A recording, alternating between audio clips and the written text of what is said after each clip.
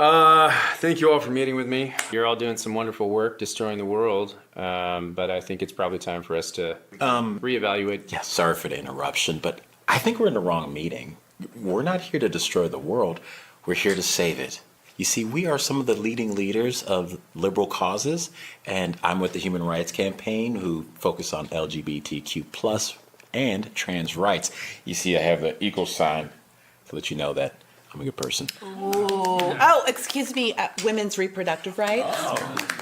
Climate. Free Palestine. Open borders. I misspoke before. You guys are not destroying the world, okay? You are saving the world. Hey, whoa, what's up with those scare quotes? Pretty sure I didn't use scare quotes when I said saving the world. The important thing to keep in mind is that there's a big election coming up, and you and I, we're all on the same page, okay? So if we want Biden to win, he needs to win in order for us to save the world. If we want Biden to win, you folks, how can I say this? You might need to tone it down just. Tone down what? Oh, that's a good question. You're women's reproductive rights, right? Okay. Excellent branding, by the way. It's much easier on the ears than baby murder, so kudos to you on that one. But opposing any restrictions all the way through to the 9th month, I mean, you see how you're kind of tipping your hand, right? Makes people think, wait, maybe they actually want to kill babies. And we do, obviously. No, we don't. Oh. No, we don't. We don't. Right. We don't. But you see how it can kind of look that way. So that's all I'm saying. Let's tone it down. And you, immigration, clearly we don't want a completely open border that undermines any sense of national sovereignty, driving down wages for the working class and overtaxing the welfare state. So let's go a bit easy there too. I mean, why not something like this? Why not something like diversity is our... Are you trying to say diversity is our strength? Yes! How do you say that without laughing? Oh my gosh. I can't even get through it. This is head de moi. My sides. My goodness. Okay, what about you? Pro-Palestine. You are, I'm going to say this. You're kind of coming across like you just want to wipe Israel off the map and kill all the Jews. We do want to wipe Israel off the map and kill all the Jews. Of course, yes. And that's awesome. I'm all for that. I love that. But you need to pretend like you don't want to wipe Israel off the map and kill all the Jews. Why? Excuse me? I mean, we're pretty clear in our position, and most young people and everyone on college campuses, and half the Democratic Party, of course, still support us. Yeah, it's cool now. You may have a point there. You might be the only person in here that can be as evil as you want to be and get away with it. All right, still, let's think about tactics. Okay, do you think that occupying bridges and blocking traffic is somehow winning people over to your cause? Yeah, and making people hate us by blocking traffic is our thing. He's stealing our thing! You're not stealing your thing. You must die. We will kill you all! See, this is what I'm talking about. I mean, okay, I love the homicidal thing that you got going on there. I really dig it, okay? But maybe market it just a little bit differently. Like the serial killer that everyone thinks is such a sweet guy, He's got 27 bodies in the basement, but he's like, coaching Little League. That's what I want. Be that guy. Death to America. The funny thing is, you don't even look Middle Eastern. Am I wrong, people? Am I wrong? I'm not. I actually grew up on Long Island, but my parents sent me to college. Death to America. HRC guy, you have been going over the top as well. Well, it's important for us, they, them, to be accepted just like everyone else. Yes, of course. And convincing people that they're intolerant for not wanting men to get naked in women's locker rooms. I guess that's genius. I mean, come on, it's next level stuff. All right, but insisting that your children be mutilated. I mean, come on, let's turn people off, you guys. I mean, not everyone, obviously, but until the election, can we just all pretend for a few months not to be crazed, lunatic, homicidal extremists? No, it's my body,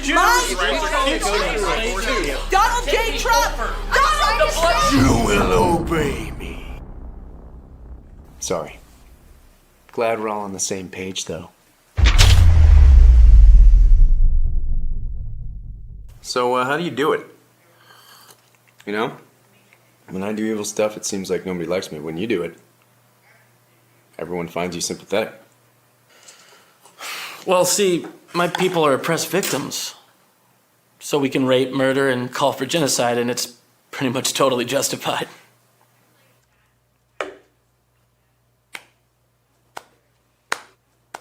Well done, Ahmed.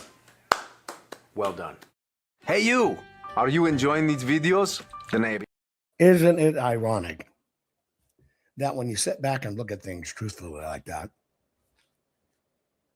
that movement, bowel or otherwise, can get away with things that are absolutely abhorrent because they get to claim they're the victim. Do you feel the same way? Hey, folks, welcome to the program. Do me a finger, would you please? Raise your finger, share the program. And let's kind of just chat. This is one of the programs where the content of the program is going to be up to you.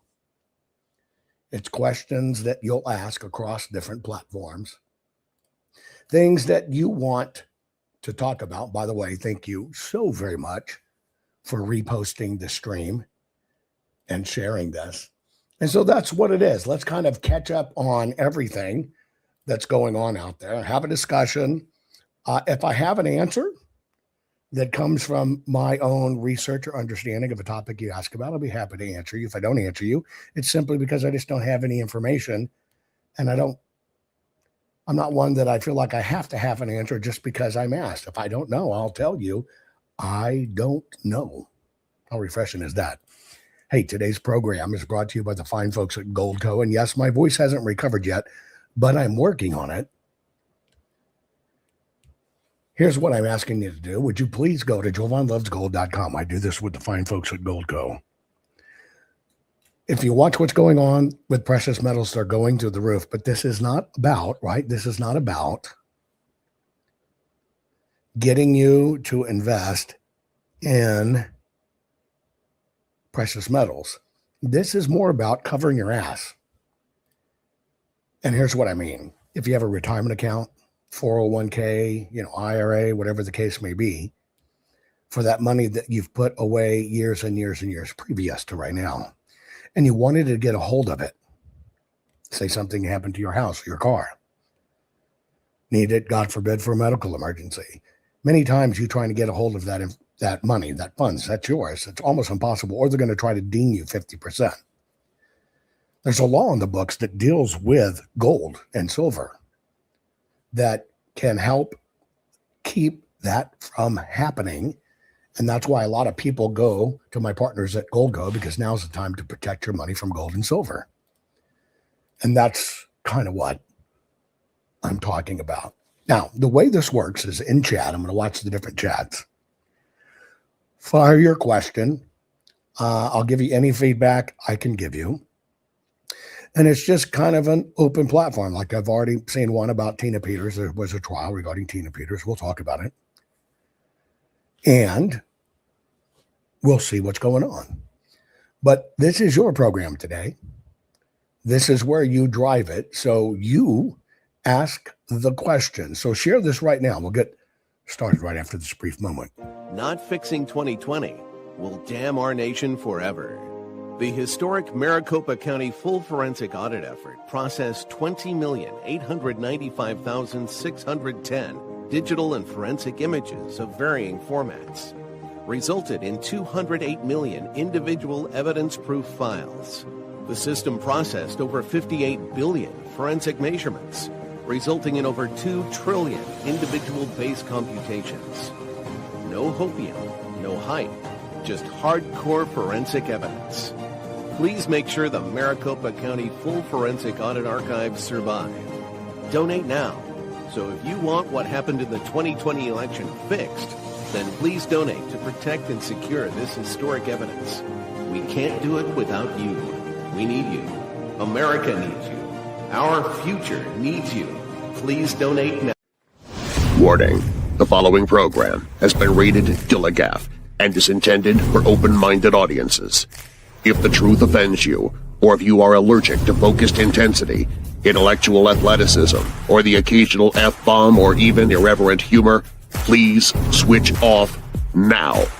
If your delicate sensibilities need to be worried about or addressed, might we recommend the Underwater Basket Weaving channel to you?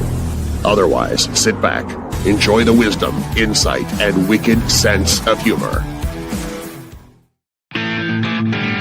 Cut the crap.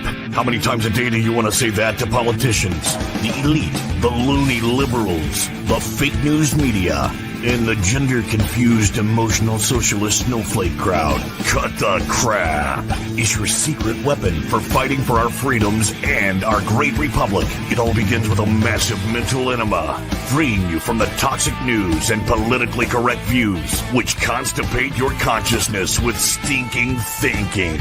Your host, Jovan Hutton Pulitzer. He's known for calling out politicians and telling them to cut the crap. You've seen him on virtually every television network and listened to him on Coast to Coast Radio.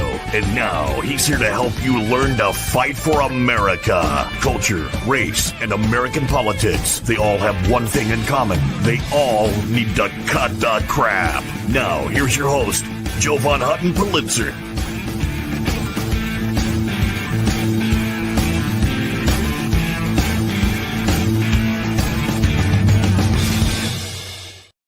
Okay, guys, this is where we just talk. Let's catch up on everything. Also known as an Ask Me Anything, where you get to ask your questions. I see a lot of questions about, is President Trump going to do anything about the elections? What about Tina Peters? What about Mike Lindell running for governor? What's going to happen to the Clintons with Epstein Island, etc.? This is what a program like this is for.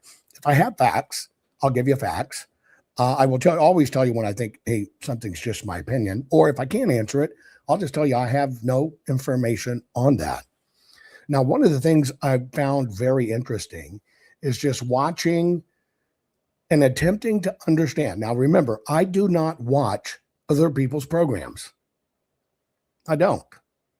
I do not watch other people's programs, no matter how much they are either friends of mine or, great relations, whatever, or partners or whatever mine in different things. I don't watch other people's content.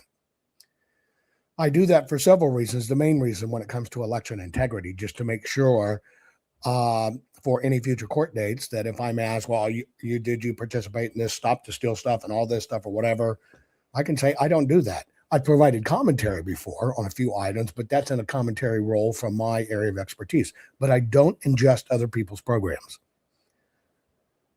So it's kind of a waste to ask me, well, what do I think on somebody else's program that they did this? Although one thing I've been watching is I've been seeing many people comment about Tucker, about Candace, about Megyn Kelly, etc. Like, what the hell is going on?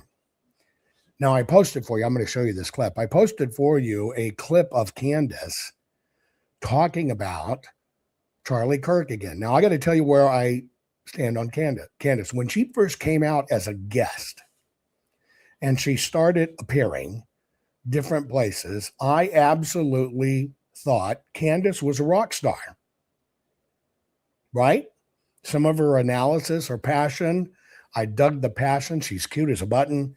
And I could see her commentary. And I thought, well, that's good. So I can naturally see her evolving, eventually getting a seat. When that happened, boom, and she's, should we say, in industry, I really didn't watch anything. And I see a lot of commentary about where in the hell is she coming from and what's going on now. And what are we witnessing in this alternative media world? And when I say an alternative media world, I'm of the mindset, if you think somebody is a great influencer, reporter, journalist, or whatever it is, just because they tell you you're a patriot, they're a patriot, or they tell you they care about America, I'm just telling you, your picker's broken. It's the same thing we did with media who beat into our heads they were fair and balanced. It was total BS. And if you paid attention to what's happened over the years, we've got some that said, oh, I've been a journalist for 20 years and this and this and this, and a conservative, and you find out, well, they actually bought somebody else's domain that had been around that long, and then they claimed it was theirs. And then when that story came out, they dropped that banner like a hot button and went a whole another different direction and just try to stay away from it so they don't get nailed on it. So I tell you, independent, patriotic, whatever media in many ways is just as bad as mainstream media. Period. And you have to understand in the media world, what is the difference between news, which is something you read, by the way, and is prepared. What's the difference between journalism, which is something you research, you investigate, and you report on? And what's this different from people just kind of giving their own opinion? That you like them because they used to work at Taco Bell, and then they were a fireman, and now they're where you go to understand constitutional law. Well, if you don't take into account where they come from, then you're only going to get the quality and depth of education that they have or what they're willing to regurgitate. So I'm trying to figure out in this world, how much of this is now so many people have changed careers. Now, I've been in the media game, call it movies, radio, television, whatever, since I was 15 years old. That's a long damn time, right? That's 46 plus years. It's been a very, very long time for me on all sides of the spectrums, even when I would sit there at your Good Day Dallas in the morning and Fox News and stuff. And so I've been around for a long time, understand it, have the credentials, etc. But the question is, do we as a world anymore recognize what we're seeing in media? And do you understand that the right can be manipulated as much as the left? And so we got this big crisis going on. Is it just all a big grift? Here's one of the funnies being produced about it. Follow the money grift road. Follow the money grift road. Follow the money grift road. Okay, followers, today I'm headed to meet the great and powerful wizard of grift. Grift! He supposedly knows the secret to going viral without switching my opinion every 5 minutes, which would be nice. Quick question, Candace. Did you switch your stance on Trump again? Because factually, mathematically, and biologically, you've pivoted 4 times since breakfast. I evolved, Ben. It's called branding. Duh. Well, my heart may be missing, Candace, but even I can feel whiplash. Statistically, of course. Have any of you wondered why we're on a money grift road? I mean, who laid these grifting bricks? Why this direction and why today? I need a zit! Tucker, we're going to get you a brain. Don't give me a documentary pitch until you can actually think, okay? I'm not saying it's a conspiracy, but it definitely is! Sorry about that.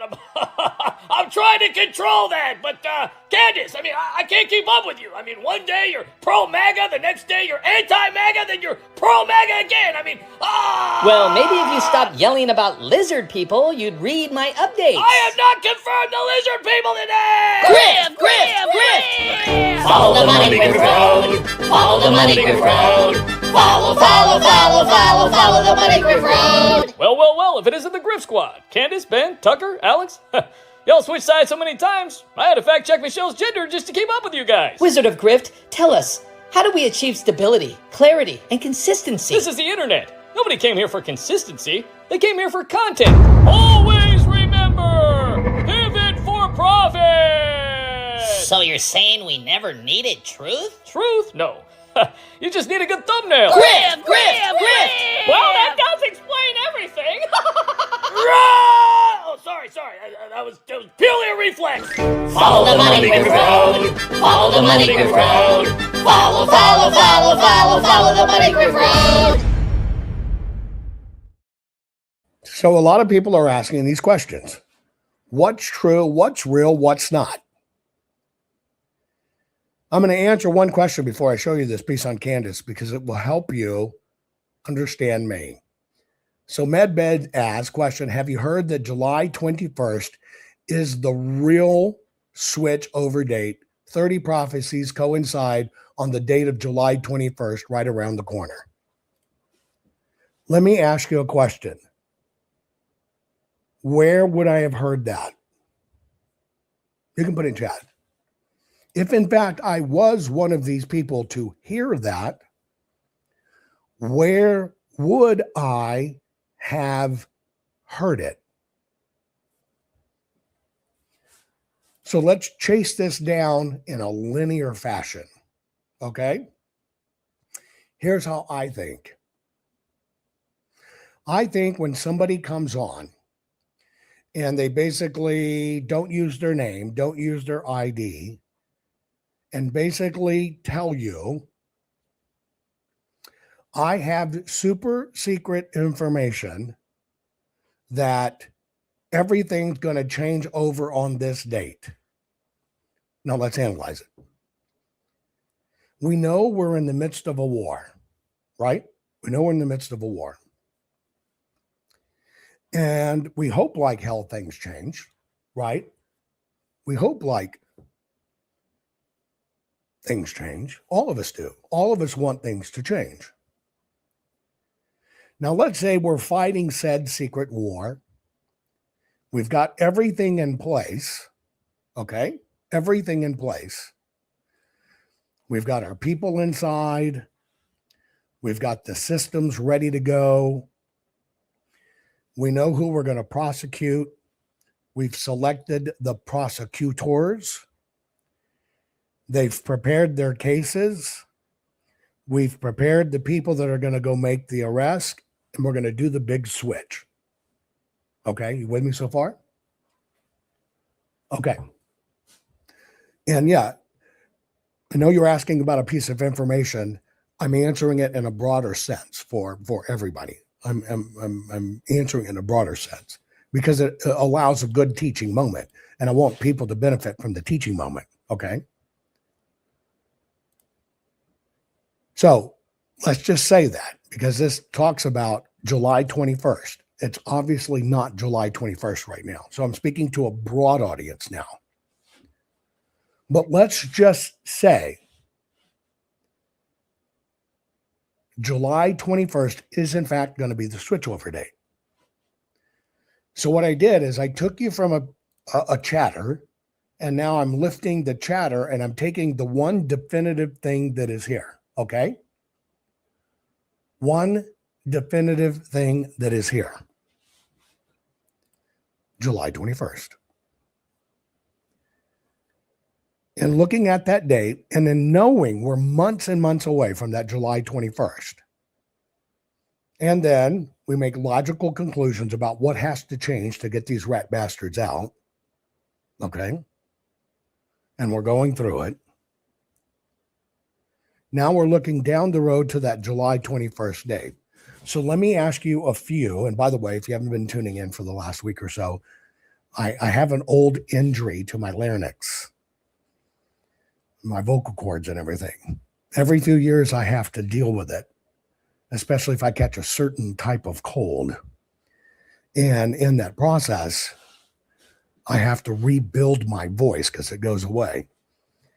I lose in my voice, I lose a lot of my tenors and some of my baritone because my vocal cords won't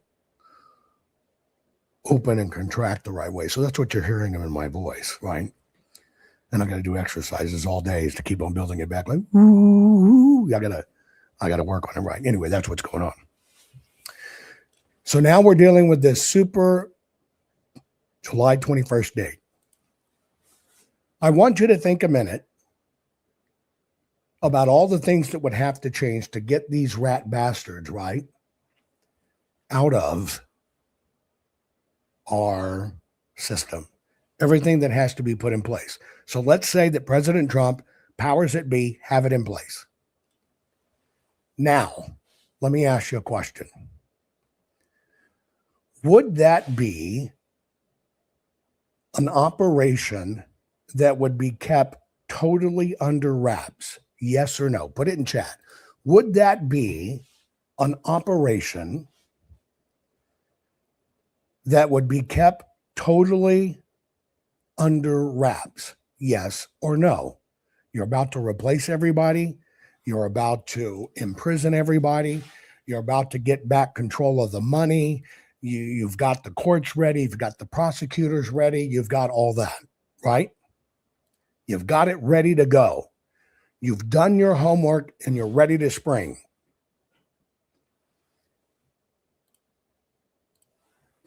Would you announce it in any way?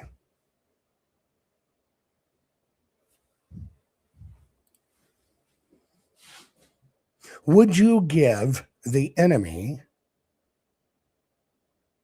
a 6-month lead time from D-Day, when you're going to finally come in and kick their ass, would you in any way give them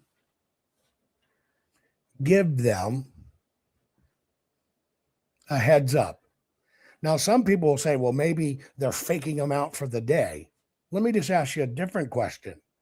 Let's just go backwards, because people will provide excuses. See, number one, I think it's total horseshit. What people say are prophecies are bullshit. They're not prophecies. They may call them prophecies, right? It's like somebody saying, well, I predicted the whole outcome of the Senate runoff in January 2020. Well, maybe because you said our guys aren't going to win, but now you prophesied it. It's total horseshit. But again, let's pull this back. Would you allow, number one, would you even work with people that would let that information get out? Hell no. If somebody got it out and you saw it hit the radar, would it still be sitting out there? Hell no. So we tend to jump, well, maybe they're just faking out the date. Maybe it's not it. Okay, well, let's play that one out, right? It's supposed to be July 21st. That's going to be the day it's all going to take over. Would you give them a 7-month lead? No. Next question. Would you give them a 6-month lead? No. Would you give them a 5-month lead? No.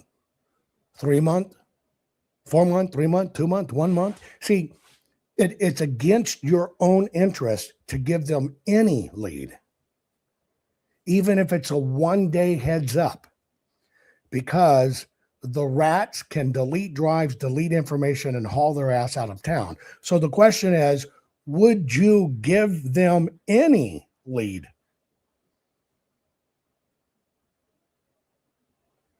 I think when it comes to this is something you don't see coming. It happens, it walk in, it's over. And therefore, I don't invest my time in any of this. I put no credence in this. I put no credence in people that say, well, it's a prophecy, it's this or that. Where is it coming from? Now, I can tell you where it's coming from. All you have to do is get very close to it. If you get close to that prophecy and lead and kind of give it a whiff, it smells like ass. Why? Because they picked it out of their ass. Therefore, in one linear thinking exercise, I make the decisions that's best for me. Wait a minute. Some random person on the internet, right?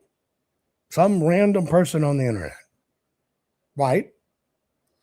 And you can tie it to a lot of things, but we're talking about a switch over to the system. We can tie it to a lot of things. Prophecy's been around forever, thousands and thousands and thousands of years. I don't even think we have the skills at this time to narrow this down. But what some people put out there to provoke, or people think are provoking, and you don't have to, be sorry for it, takes up your time. So the question is, where is it going to take your time in this battle? Well, we all wish it could happen, and that's about all the thought you have to put to it. It'd be great if it could. But when you apply yourself to it, nothing holds up. And so remember, I told you, when you ask a question, I'm only going to give you my opinion on it.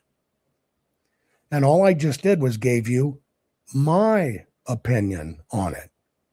And my opinion is very simple. I don't know of the day you speak, but, and don't feel embarrassed or whatever, people learn by it. But when I apply logic to these things, and I look at some of these things, logically, it won't happen. It takes too many people. It's just like people saying, well, the government's still in control and President's still Trump. Even when I laugh about it with President Trump sitting there, the thought of back then that he was still president, but people do it and they get bought into these things. And so that for me, I don't invest any time in it. because prophecy of all kinds is just another flavor of hopium.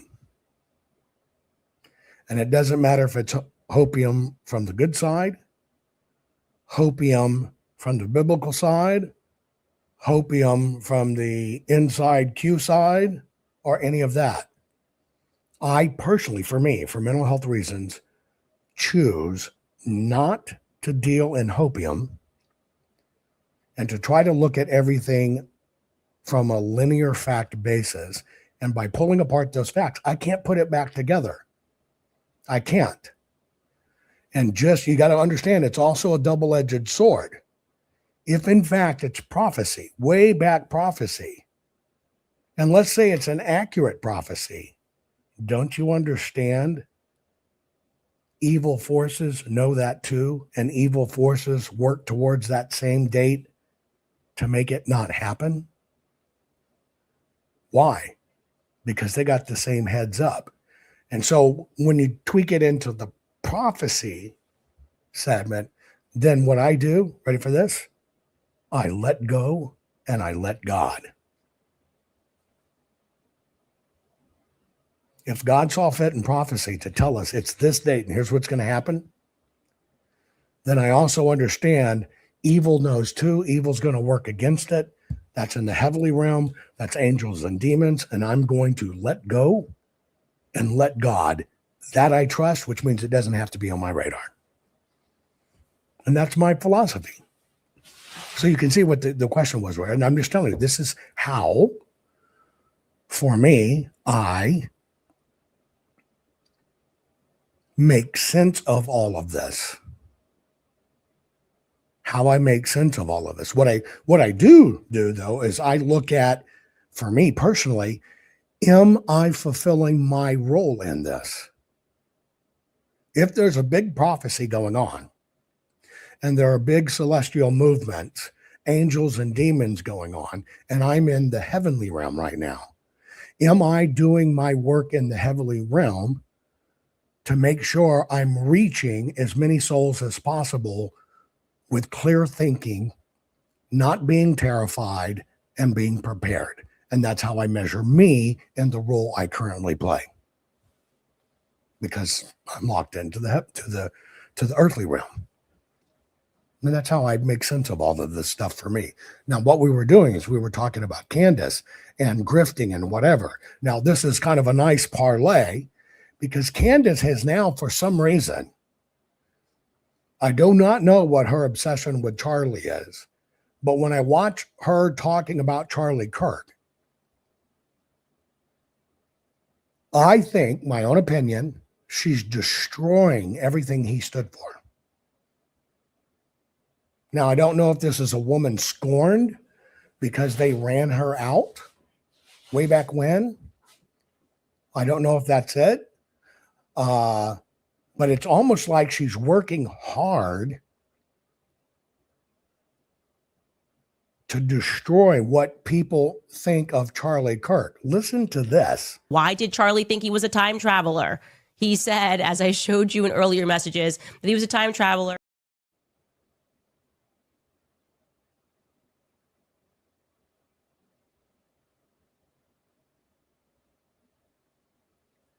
Number one, unless I have the phone in my hand and can see the text, I'm not going to buy into it. People can do all kinds of things. You can even generate phony tweets from famous people. But now Candace's stick, and again, she's cute as a button. She'd probably be fun for a couple of hours, but past that, Charlie's what? Why did Charlie think he was a time traveler? He said, as I showed you in earlier messages, that he was a time traveler and he had to find me. Is that just something people are saying to their... Now get ready. I want you to listen. We're going to analyze this. I'm going to let it play through the next time. But I want to show you what is really being said. She's now basically saying that Charlie Kirk said he was a time traveler. Now that kind of shocks you and makes you listen. But what was the message she was really delivering? That he was a time traveler to come to find me, Candace. You see how she turned this to make it about her? And if you believe Charlie was great and divine, oh, he was put back in time to find her. This is some batshit crazy stuff. Here's the whole clip. Why did Charlie think he was a time traveler? He said, as I showed you in earlier messages, that he was a time traveler and he had to find me. Is that just something people are saying to their homies in text messages? And again, not anything that I would have placed so much emphasis on back when he was saying it, but it came to fruition. The other parts, he did die young. Why did he think that him dying young was necessary in order to change things? He did die young. It is related to Turning Point USA. In some way or another, at the very least, we can all agree it's related to him speaking at a campus event for Turning Point USA. I'm totally occupied by this. I tell you, I read these messages and I'm going, what is this? What is reality, actually? And Charlie died. Yes, like I said, it was related to this organization. And I think we would all agree that his death and the manner that they did it changed the world in ways that I don't think we can fully realize, or certainly not in a way that I can articulate. You just cannot pretend that all of this is one big unhappy coincidence. It's entirely plausible, I think plausible, that they knew something about Charlie.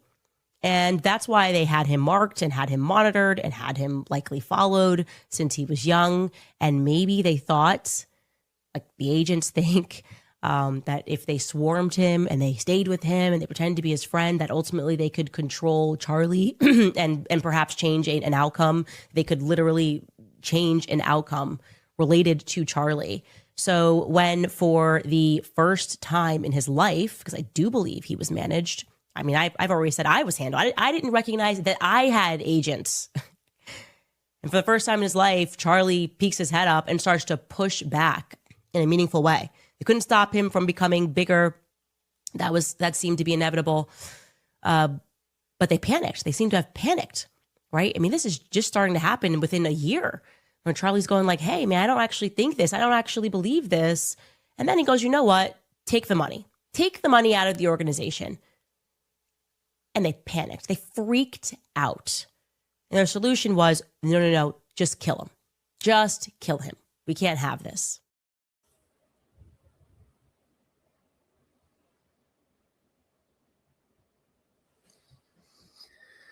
Number one, bat shit crazy. Number two, let's apply linear thinking to this. See, linear thinking is what destroys every bit of this, but people don't linear think. And I'm going to give you a really good, right?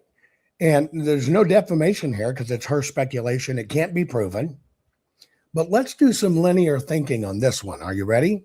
Now, if we had to choose an anchor, I mean, you take what's being said as something of fact. What are the anchors in this story? You ready?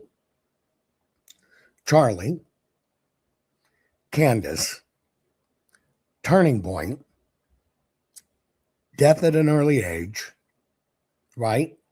And then the bullshit story about investors leaving them and everything else. But with Time Traveler, so you have anchor facts and one wild card. Now, let's play this out. Linear thinking. If Charlie came back in time to pick out Candace, to pluck her out, because he could see this is the future, you basically have to accept he could see the future. Bear with me. I know it sounds weird, but just bear with me. So he could see the future. Now, shadowing Charlie, as she says, are agents who basically, like in the Matrix, are seeing the same thing Charlie's seeing, and they're kind of managing him from the future, and they come back in. You with me so far? Put in chat if you're with me so far. I've set up the players. Okay? Now, this is where logic, when you apply linear logic, it destroys all these bullshit messages. Because the first thing you have to do to believe the message, if we take it on face value,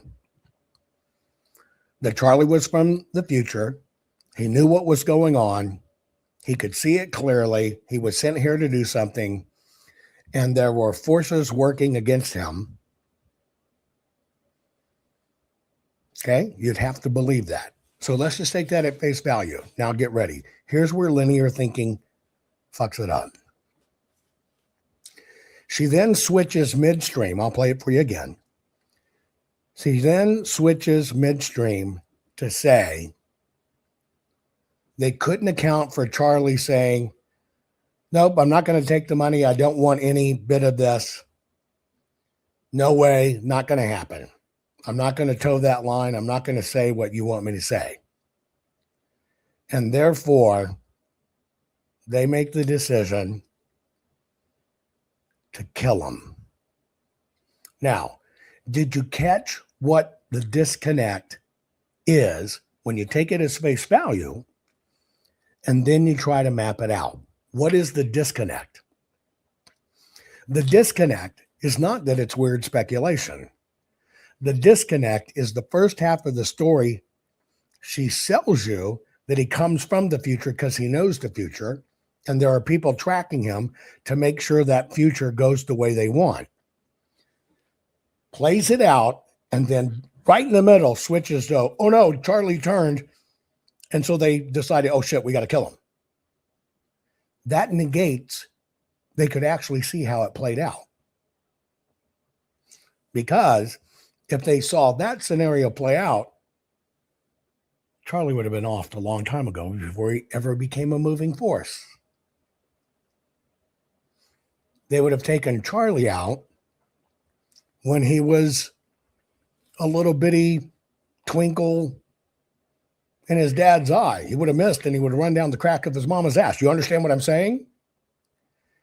This is how they rope people in. Even to the fantastical, they know the more fantastical it is, right? People buy into it.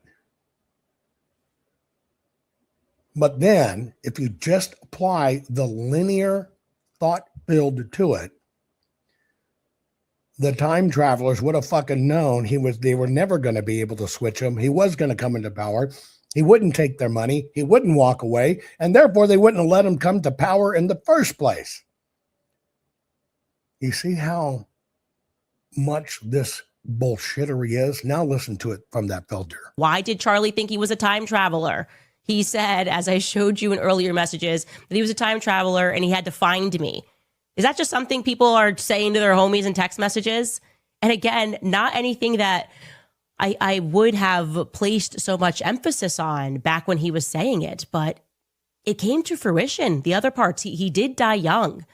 Why did he think that him dying young was necessary in order to change things? He did die young. It is related to Turning Point USA.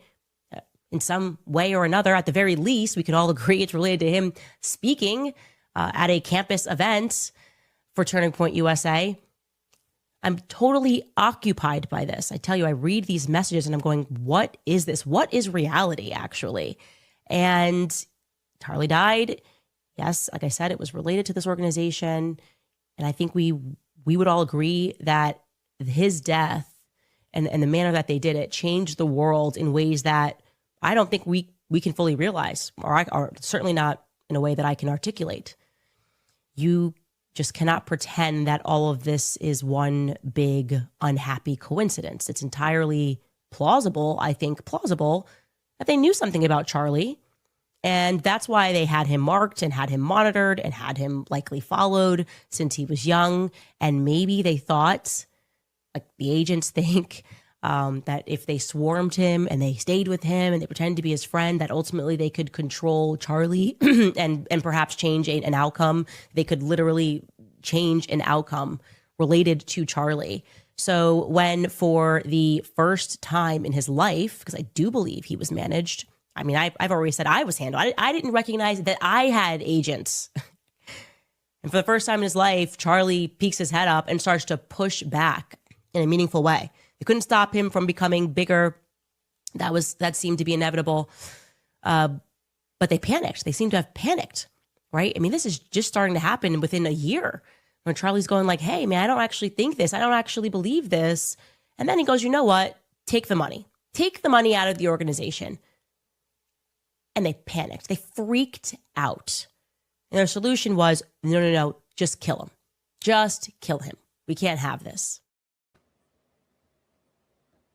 You see how it falls apart? If you learn anything from that story, when I look at it, I see a woman scorned. I see a woman who wanted to be Miss Kirk. I see a woman that when she mentions Charlie's name, people now watch her more. She's vying for position. But everything came back to her. He came back from the future for me. I'm his homie. I have agents too. They watch me too. You get the bullshit? There you go. The only thing I know about Candace for sure is she wants to do the horizontal mambo to me, but currently I'm being successful at resisting it. But you know what's even worse? People gobble up this shit. People gobble up this shit. And this is supposed to be conservative media helping us save our fucking country. And what is it? Theater. Theater to keep you distracted. Why? Because probably right now there may be 1 million people discussing, was Charlie Kirk a time traveler? And then we're going to start seeing videos. Look, see his hand, his finger disappears. Look, it's a different ring. He must have bleeped in and out of town. This is psychological warfare. She's either doing it for money or she is mentally unstable, in my opinion. Now, funny thing happens when you get money. You might get money to be plopped into position and get $10 or $20 million a year, but you do have to perform. So all of a sudden, she may find out the more something she says outlandish, the more people come to the site, the more she makes the money. Then you're a slave. So for me, I'm trying to figure out, is she just whacked? Or is she a slave? Which has nothing to do with color.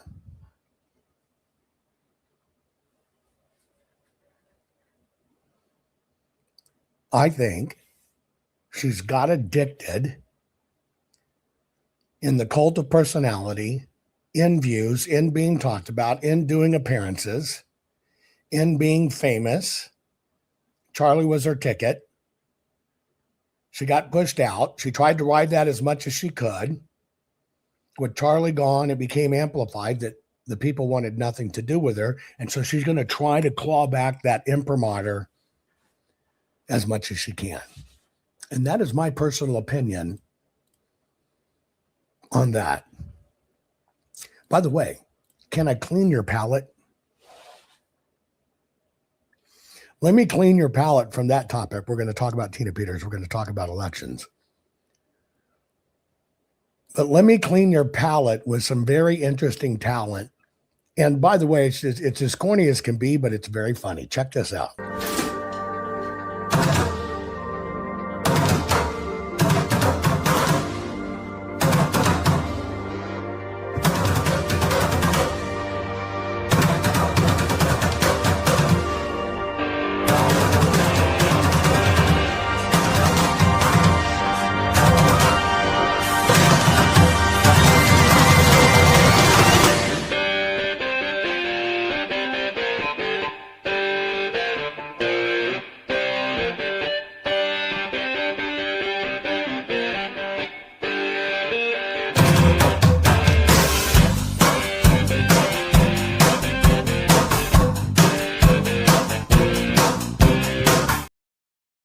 Isn't that hilarious?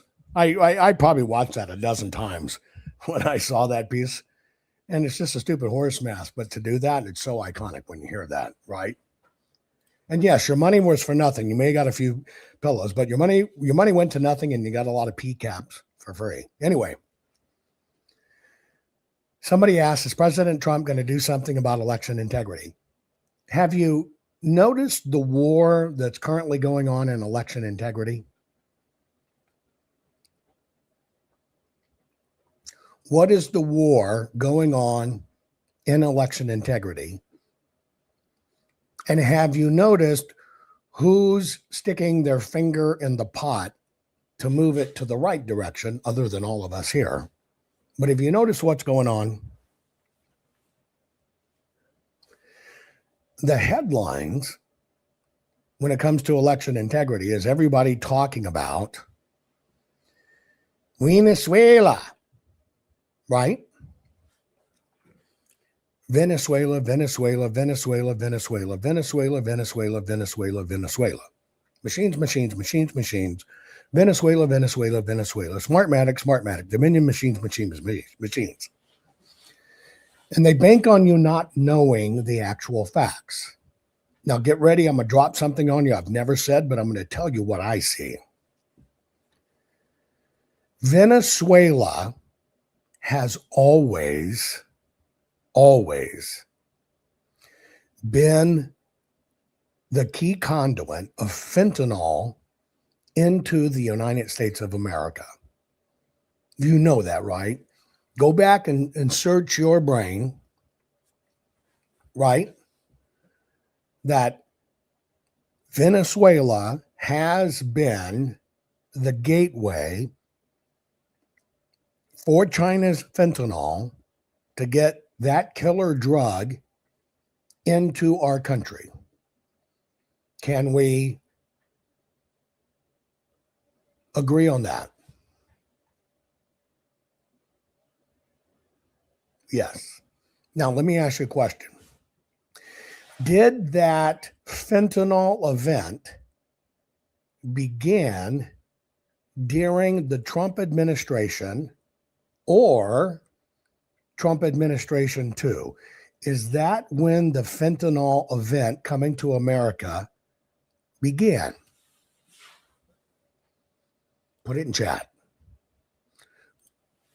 So I'm asking you, we're doing some linear thinking here. Okay?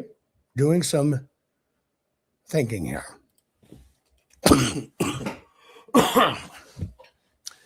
Is it a President Trump-centric thing? Hang on.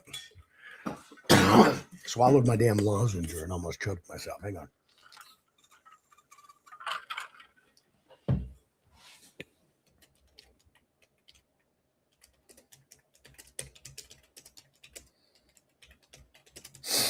So when did fentanyl become this massive crisis for the United States? Was it a Trump thing?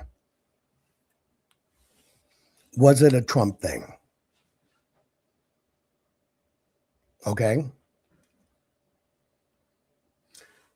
Personally, for me, it is not a Trump thing. It is way before Trump. I think you logically know that. I think I logically know that.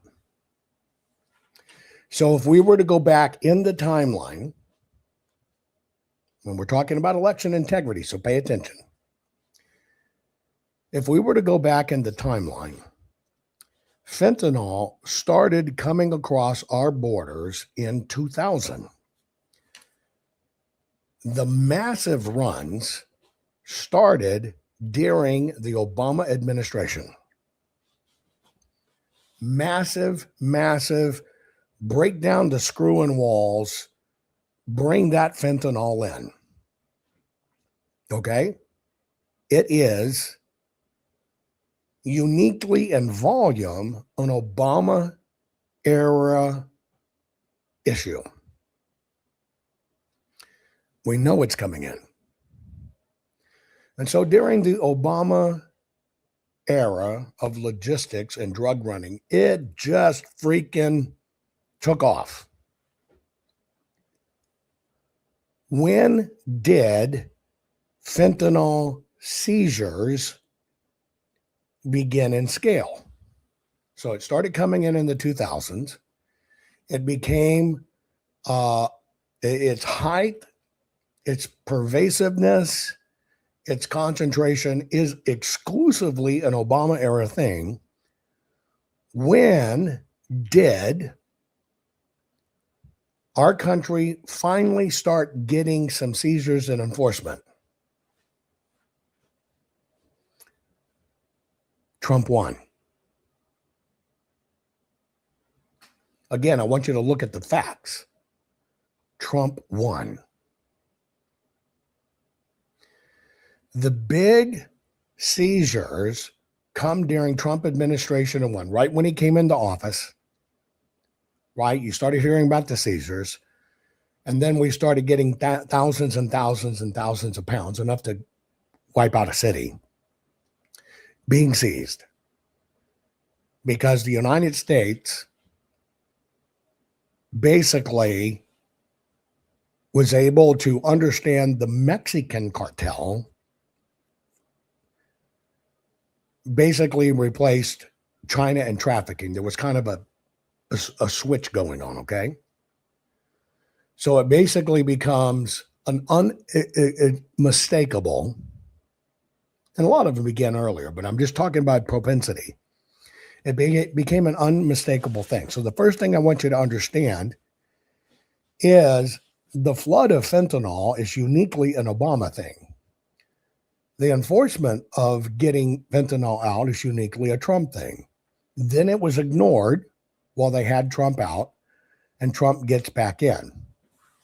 Now, all enforcement for fentanyl, right, during Trump era 1 was against what country?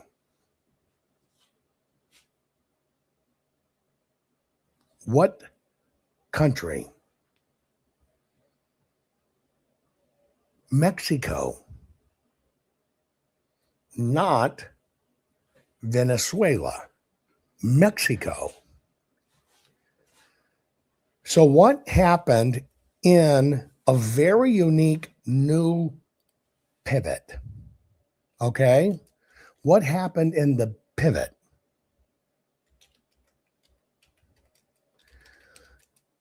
You think about it. What happened in the pivot?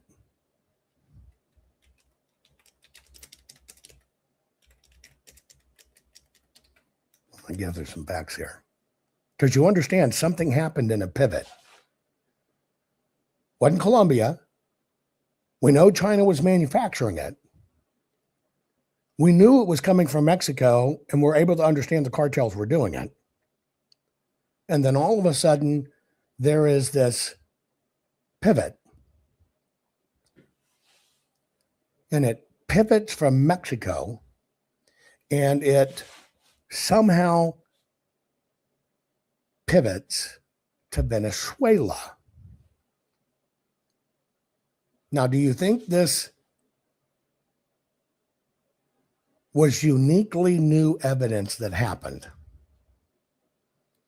Because, see, we knew since 2018, 2019, that not only China made it, but China sent the precursors, meaning the parts to make it, to Mexico. Mexico made it. Right?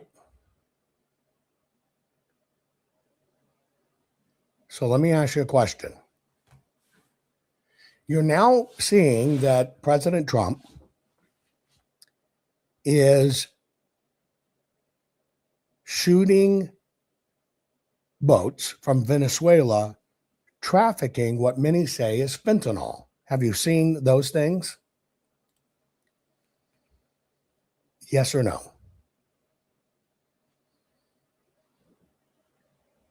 Have you noticed our government will now shoot boats out of the water from Venezuela, telling us they are trafficking fentanyl?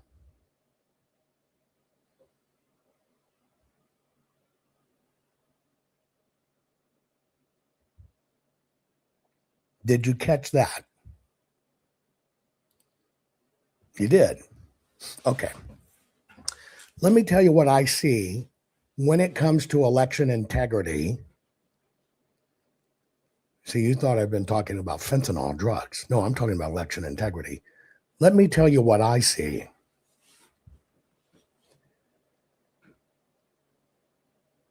I basically, when I sit back and look at this, and I look at the advent of our government doing a pivot to Venezuela and tying it to drug trafficking in the boats, isn't it interesting? It mysteriously coincides with CIA whistleblowers saying that Venezuela and Smartmatic are the ones that rigged the election. Go back and plot the dates.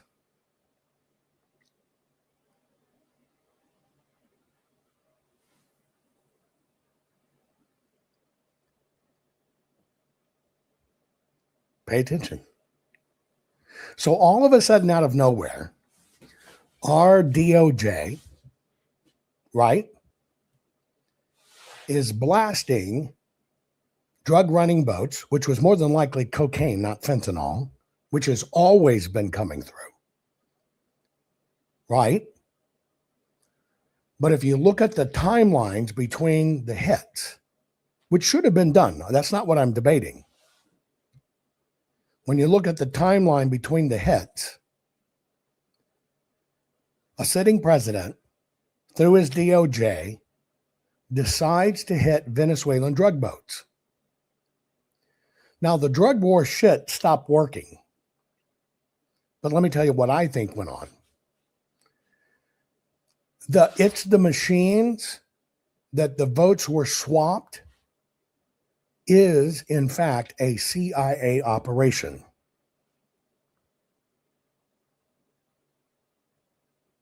All of this sting to keep people away from voter rolls and all this other stuff and focus on the machines is a CIA operation. Well, what I believe happened is the CIA ran an internal op.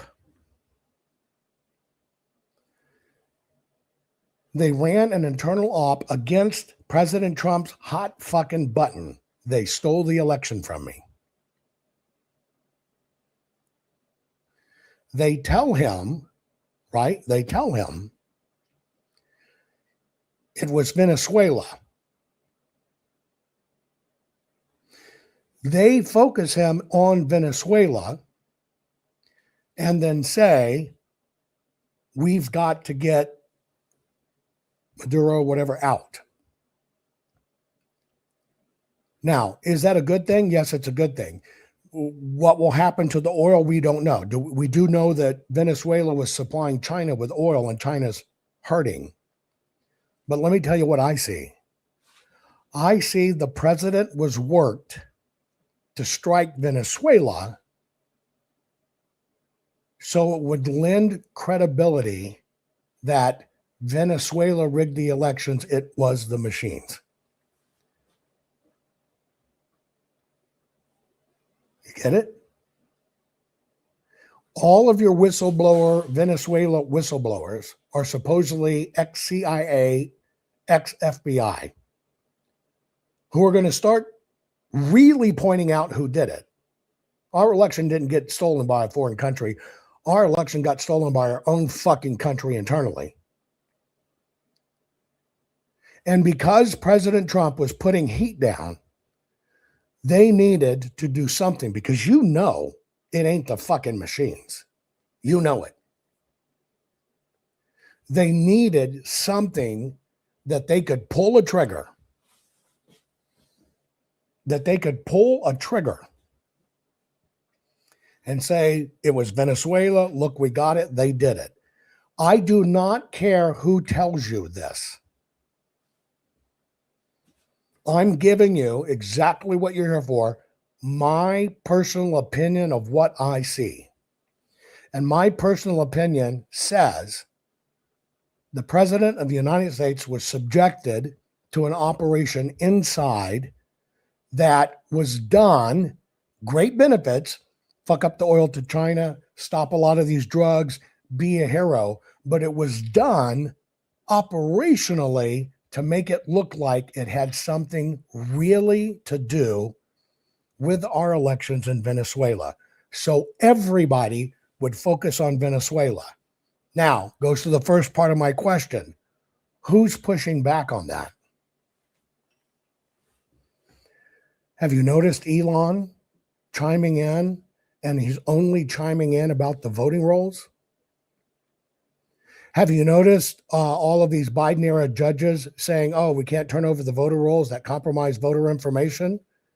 Are you noticing that? Are you noticing Elon putting up a full court press? The fucking voter rolls, here it is, here it is, here it is, here it is. That's the internal war that's going on right now. There's one part that knows exactly where this shit comes from. And there's one part trying to convince a world it's a third country because it's removed. And if they just make a little fuckadickety with the machines, they don't have to clean the rolls. When 100% of this is the rolls. Why? Let's look at it as a gun. If I was to show you a picture of a human, of bullet, and a gun, which one's the killer? If I was to show you a picture of a human, maybe I should do this. Here's what we'll do. Hang on. Because people respond visually. And this is how I'm going to answer this, okay? There is nobody in election integrity that's really making decisions at this moment that has my confidence or trust. If that answers your question.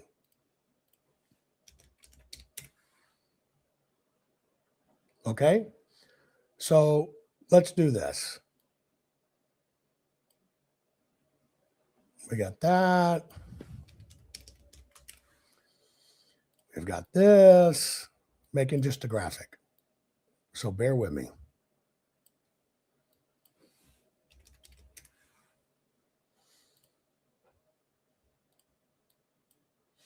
Can't even find a picture of a gun on a fucking program. Because it's a no-no. If you look at a gun, it's bad. Just hang on. Maybe I'll find one. Okay, there we go. Okay, let me put this on my screen. Stand by. It's a linear test. And of course, I used a white dude because I don't want to offend anybody. No, it's just the quickest one I grabbed.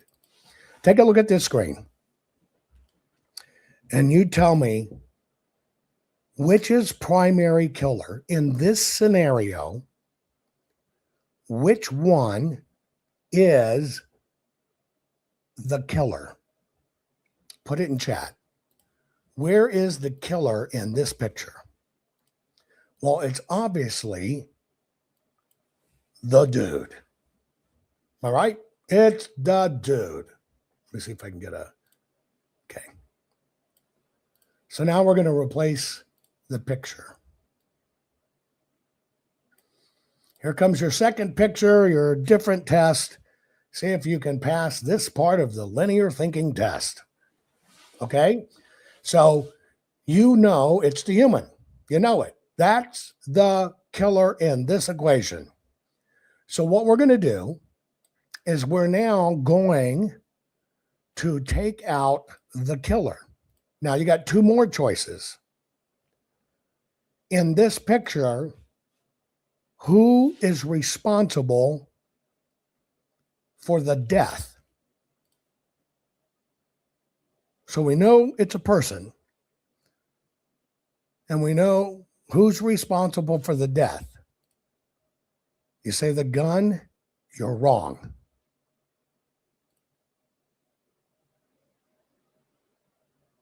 I know you say there's neither one of them, but I want you to think more minutely. And of course, I know the ammo doesn't match the gun. I'm not trying to be correct. I'm trying to do whatever. It's the bullets. The bullets. If we had to go in descending order, bullets. You understand what I'm saying? So if we take them in a linear fashion, because that's what we're doing. We're just doing a linear thinking drill, and it's not whether grandpa's a Democrat or the bullets don't match the gun. That's different stuff. That's not it. We're just kind of going through the steps. Okay?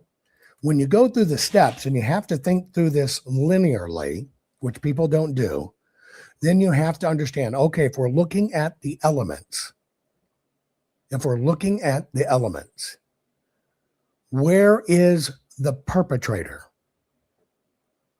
Well, if you look at it, you understand, well, the human is the perpetrator. You understand that and you know it. The human is the perpetrator. Why? Because the human is the operator. The human is the operator. Then you're reducing it down. So what happens next in the line of responsibility? Right? What happens next in the line of responsibility? The bullets. Right? Bullets. Now you got to understand, if in fact the guy wasn't combined with bullets and a gun, there wouldn't be a death. If the individual, if the human, right,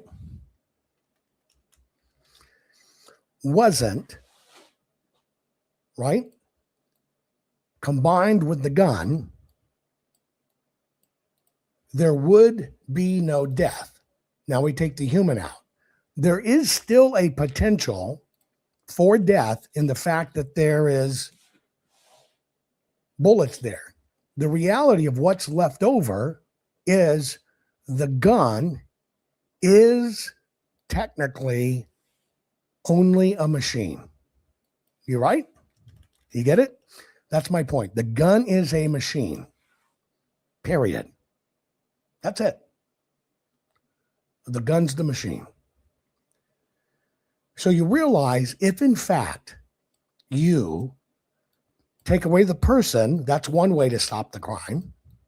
Well, we're not going to wipe humanity from the planet. Okay. It's not going to happen. So in order to then enforce the next step, well, we got to get a hold of the bullets. Right? Okay. Now I'm going to give you one more graphic here because see, all that's left is standing is that machine. And I want you to understand how horrible or how misguided, I guess I should say, looking at the machine is in this scenario. Now, I'm going to give you another chart to look at now that you understand that analogy. The next analogy is this one. This is the analogy of voting. Now, if we looked at voting from cradle to grave, we basically have voter rolls, we have the ballots, we have scanners or whatever machines, and because of that, we get politicians, and those politicians can commit crimes. You with me so far? Okay. Now, if we were to look in here, where is the ammunition?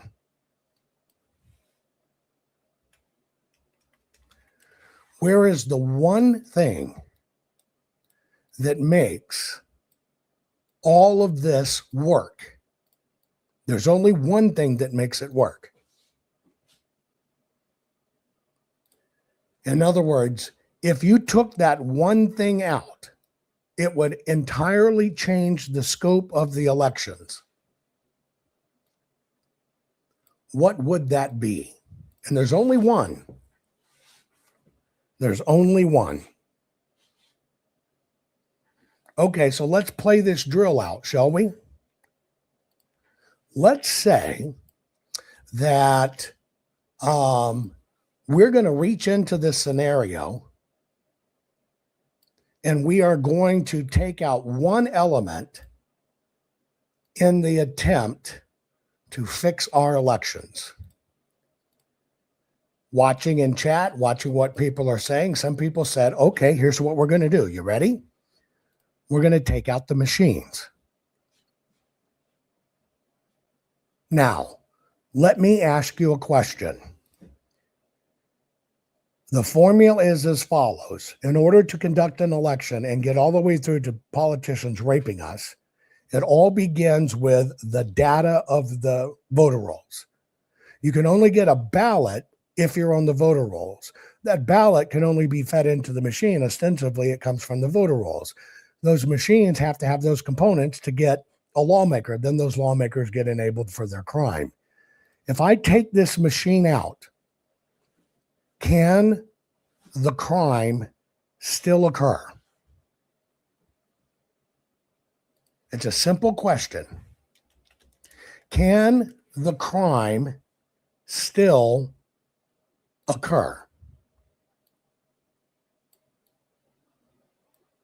Yes or no? If I take out the machines, can the crime still occur? Put it in chat. Yes or no? Yes, it is.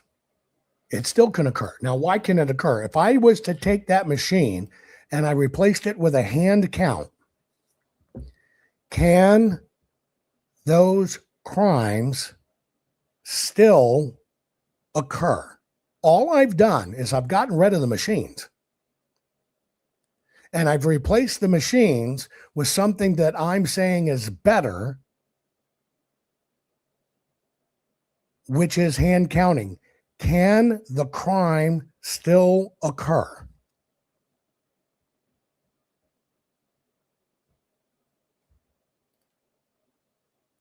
You're right. It can. Now, can we take the ballots out of the mix? Well, the one thing you cannot take out of the mix is the ballot, whether it's electronic or paper. You can't take the ballot because you got to have a vehicle for people to cast their vote. So you can't get rid of the ballot. Now I'm going to ask you a different question. I want you to look at this differently. If we changed our tactic to understand where does the crime exist, what you learned with the gun is you can take out humans in it, but it's the ammo that powers the gun. It is the ammo that powers the gun. The gun's just the machine. And so in the same scenario, if you focus on the machine, no matter what you put in its place, in this instant, hand counting, the system's still viable. But what if you do this?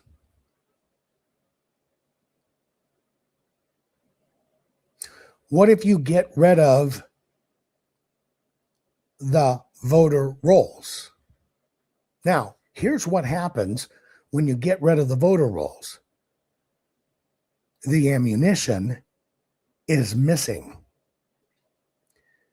The ammunition never reaches the machine. And so if we look at this criminally, what we're doing is we're taking out the ammunition. Now, when you take out the ammunition, okay, and by the way, you can still say, get rid of the machines. You can still do that. And you can still say it's going to be a hand count. You can still do that stuff. But when you understand where this really comes from, where it really, really, really is coming from, okay, then what happens is you can end up reducing crime, reducing bad politicians, because what you did is you took out how they manipulate the system, because they manipulate the system with the voter rolls. And so you see here, you can get rid of the voter rolls is about the only way you can get rid of a bad politician, because that's how you get them out of office. They can't keep staying there. So you get to swap the politicians, hopefully for better ones. And it's going to minimize crime. It's not going to get rid of crime, but it is going to minimize crime because you're getting rid of the bad politicians. And you can still use the machines and you can still hand count. But I've always told you the system will tell you where the crime is. And as our United States government sues these states to get a look at the voter rolls, to find the illegals, to find what's going on, rogue judges are saying, you cannot look at the voter rolls. That's a violation of privacy. It is the same reason that Democrats say get rid of the gun. It's optics. That's all it is, political optics. And so if you get rid of the machines, even if you go to hand counting, nothing changes. Nothing. And so if you really want to fix this, you basically tank the voter rolls. Same discussion I had with President Trump. Get rid of the voter rolls, sir. Force everything over again. And we have taken the bullets out of the system. And it doesn't matter if the fucking machine's there. There's no ammo. This is the methodology that works. Now, if you're watching this closely and you're watching me push on the rolls and how long I pushed on the rolls, and you're now watching Elon come out, the rolls, get rid of the rolls, and you watch what the courts are doing. You watch what the courts are doing. And it has nothing to do with anything being certified. Certification stops nothing. We have to do hard facts. We have to have management systems that verifies them. But now you're seeing Elon from afar pushing, you got to get rid of the voter rolls. Not clean the voter rolls. You got to get rid of the voter rolls. Everybody has to start from zero. We must get rid of the voter rolls. Now, why does this matter? If we were to go back in time and we were to look at everything we've been through,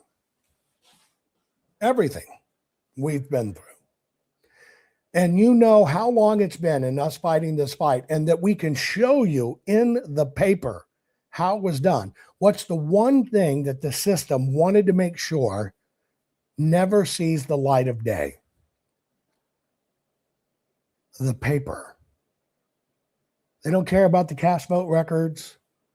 They don't care about, it's the machines or whatever, or the companies are bad. Those companies made billions for being the bad guys. But when you pressure them, what are the two things they're not going to fuck with? They're not going to let you see the paper, and they're not going to fuck with the voter rolls, because they don't get their candidates in if you have that voter roll disappear.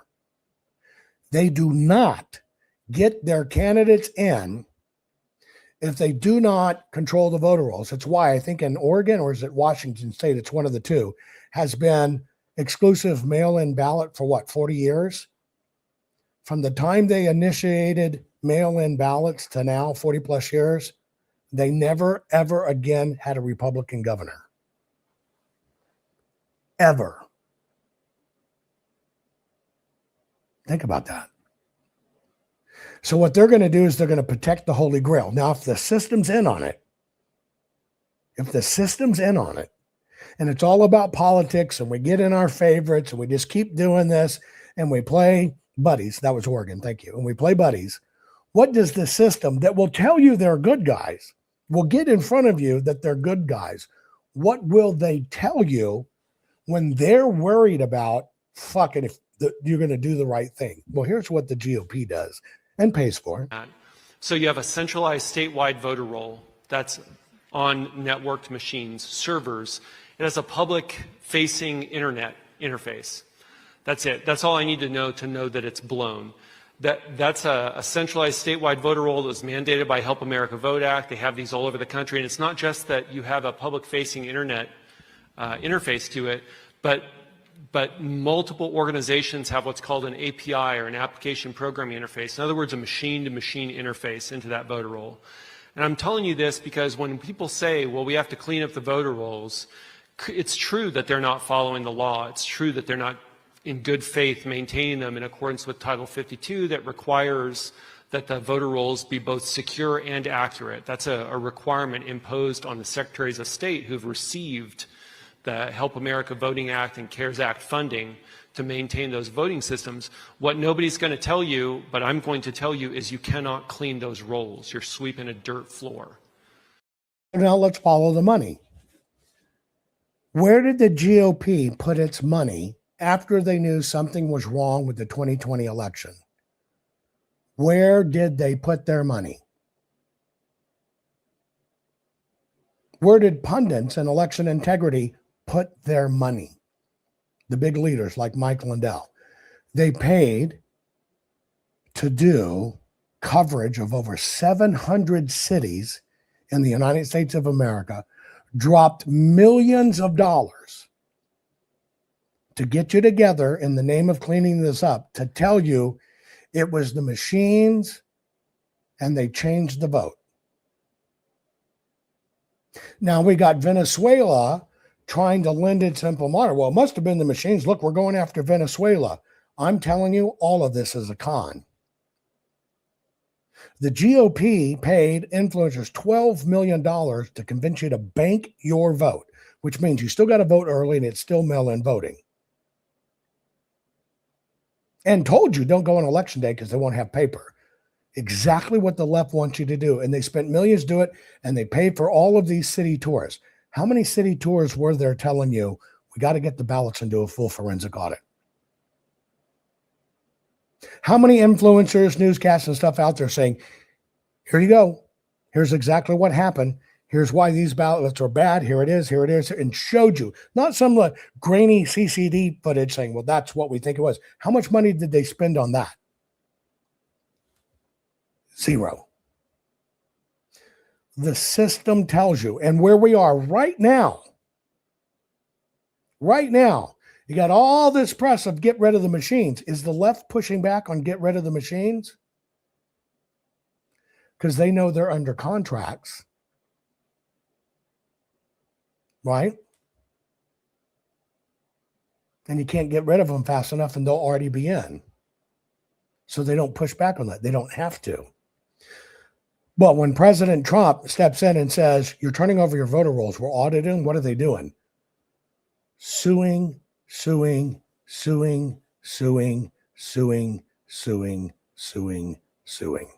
non-stop suing.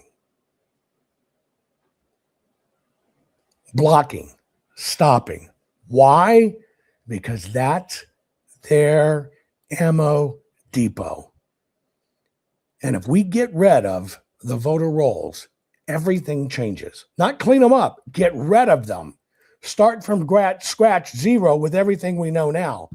The entire system from left to right works to keep you away from the exact things that will fix this mess. That's what you need to learn to read. And nobody who's in a position of power is doing the right thing. And that's why you see bigger names pushing, because inside right now, there's a huge ass battle going on. Because so much money and operatives have been poured in and around the White House to say it's the machines, let's just do this. And I'm telling you, it's all a con. And I think if you believe CIA whistleblowers or that there are such a thing, or FBI whistleblowers, you're off your fucking rocker. Believe hard factual evidence. And if you can stand by hard factual evidence and we get that there, I'm telling you,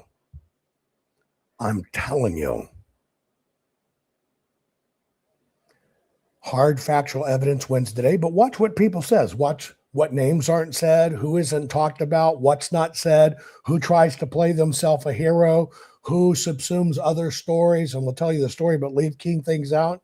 There's a lot of tells of where this battle really comes from. And if you pay attention to it, you're able to see where the good and bad is. And that's why this is a war. And we need all the help we can get. Share this program. Love you. Our courts are based on clear and convincing evidence. Want convictions? Want justice? For what happened in the 2020 election? Then we need your help. Not fixing 2020 will damn our nation forever. The decision you make in the next few moments could decide whether we ever get our elections fixed or not. Here's why. Trump campaign and allies filed 64 different lawsuits. They all went down in flames. 100% of these cases were presented on "It's the machines," or "The machines changed the votes," or "The voting company executive said he would make sure Donald J. Trump would not win." They all went down in flames. Why? You can't bring theories to court as evidence. No supposed Zoom call or six-degree polynomial math theory or census data is or ever will be proof of fraud. You can't bring theories to court as evidence. Here's why. In both civil and criminal law, the side making a claim carries the burden of proof, and prosecutors must prove guilt beyond a reasonable doubt. Without physical or otherwise verifiable evidence, a case cannot meet this high threshold. Physical evidence is the key.